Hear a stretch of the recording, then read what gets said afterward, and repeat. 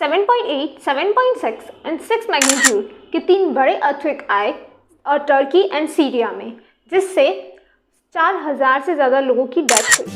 Hello and a very warm welcome everyone, curious monk. आज हम इस वीडियो में डिस्कस करेंगे severity of this earthquake, history behind this earthquake and the reason behind this earthquake and way forward क्या है। तो अपना time save करने के लिए नीचे दी हुई टाइमलाइन जरूर चेक कर लेना। Chapter 1, severity. मंडे को मॉर्निंग में 7.8 मैग्नीट्यूड का अर्थक्वेक आया सदर्न टर्की में एंड अदर सीरिया में।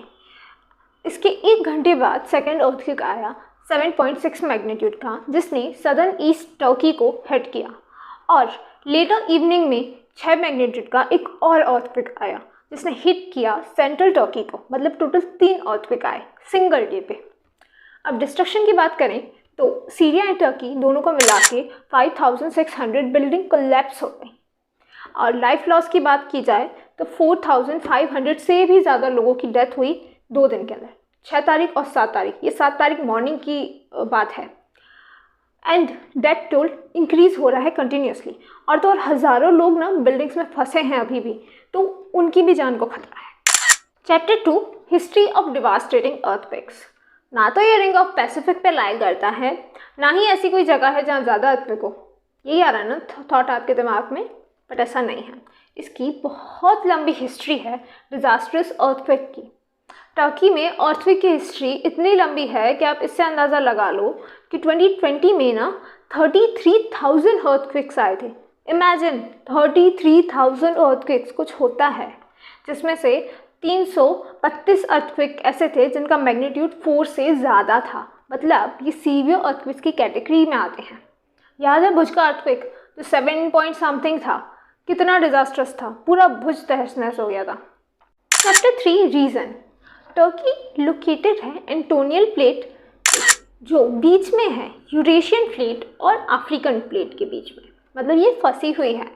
अब इसके ना नॉर्थ ईस्टर्न साइड में अरेबियन प्लेट है जो कंटिन्यूसली नॉर्थन साइड मूव कर रही है। अब अरेबियन प्लेट की नॉर्दर्न साइड मूवमेंट की वजह से एंटोनियल प्लेट में एक फॉल्ट क्रिएट हो रहा है। अब इस फॉल्ट का नाम है नॉर्थ एंटोनियल फॉल्ट। अब आप पूछोगे फॉल्ट क्या है, तो देखो अर्थ है ना, उसके ऊपर काफ़ी सारी प्लेट्स हैं। अब ये प्लेट्स मूव करती हैं। इन प्लेट्स को ही हम टेक्टोनिक प्लेट्स कहते हैं। अगर एक प्लेट दूसरी प्लेट के सामने आ जाए तो क्रिएट करती है कन्वर्जेंट बाउंड्री। ऐसी जैसे Indian plate Indian plate Eurasian plate से टकराई थी और वो हुआ था। और अगर 2 प्लेट एक दूसरे से दूर जाएं तो बनाती है डाइवर्जेंट बाउंड्री। अब यही ऐसा हो कि 2 प्लेट एक दूसरे के सामने आके ऐसे हो जाएं, ट्रांसफॉर्म हो जाए, तो ये बनाती है ट्रांसफॉर्म बाउंड्री। अगर 2 प्लेट ऐसे हो रही है ना तो बीच में फॉल्ट क्रिएट हो रहा है, तो यहाँ ऐसा ही कुछ होता है। यहाँ मेनली ना 2 इम्पॉर्टेंट फॉल्ट बनती हैं। पहली है नॉर्थ एंटोनियन फॉल्ट जो बनती है वेस्टवर्ड मूवमेंट से एंटोनियन फॉल्ट की। जैसे एंटोनियन फॉल्ट है ये इस तरफ मूव कर रहा है एंड अरेबियन प्लेट है ये नॉर्थवर्ड मूव कर रही है ना।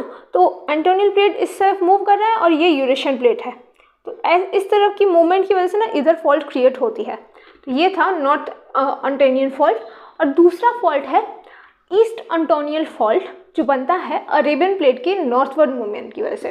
देखो ये वाली प्लेट तो इस साइड मूव हो रही है, एंटोनियल प्लेट है ना, ये अरेबियन प्लेट है, ठीक। अब ये इस साइड मूव हो रही है, अरेबियन प्लेट इस साइड। तो इस साइड इतनी जगह पे जो फॉल्ट बनता है ना, ये होता है ईस्ट एंटोनियल फॉल्ट। एंड ये मूव करता है 650 किलोमीटर ईस्ट ऑफ टर्की से मेडिटेरियन सी तक। अब बात करें अर्थक्वेक्स की, तो टर्की ना बहुत ज़्यादा अर्थक्वेक प्रोन एरिया है। ये बात इससे समझ लो कि एस्टिमेट के हिसाब से 95% जो टर्की का लैंड है ना वो अर्थक्वेक प्रोन है। 95%, मतलब खाली 5% जगह है जहाँ पर इंसान रह सकते हैं और बिल्डिंग वगैरह बना सकते हैं। Way forward. Earthquake doesn't kill people, buildings do, है ना।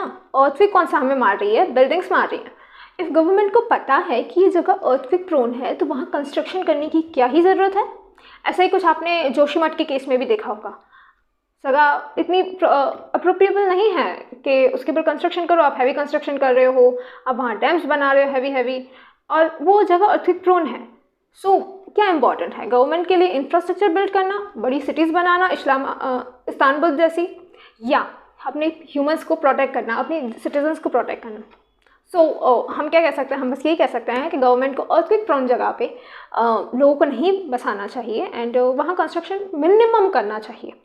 ओके, सो ये ना आपके लिए GS1 के अंदर इम्पॉर्टेंट है जियोग्राफी में, और आपके प्री के अंदर ना मैपिंग से रिलेट कर सकते हो। होप सो आपको अच्छा लगा हो। अगर अच्छा लगा हो तो लाइक कर देना।